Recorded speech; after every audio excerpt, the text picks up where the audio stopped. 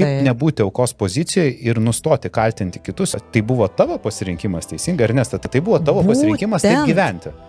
Ir tu tik po 10 metų supratai, blemba, blogą pasirinkimą padariau. Bet aš tau pasakysiu, kad aš tai neturėjau sąmoningumo dar būnant santuokoje tai gilintis. Aš tuos dalykus supratau tik keli metai po skyrybų.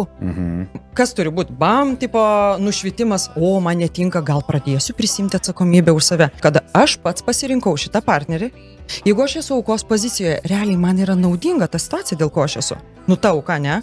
Nes auka visada pritraukia budelį, o mums kas yra lengviausia? Kaltinti kitą. Tu mane žemini. Nu tai palauk. O tai kodėl aš esu toje pozicijoje ir leidžiuosi žeminama? Realiai, aš tai ėjau per paviršių. Mes ten kapojamės, žinai, kaltinom vienas kitą. Ir tik po to, kai aš išsiskyriau, dar aišku, to pykčio, agresijos, tai yra labai lengva kaltinti kitą. Jis yra blogas, man suėdė gyvenimą. Aš tiesiog tame buvau, neanalizavau tų dalykų.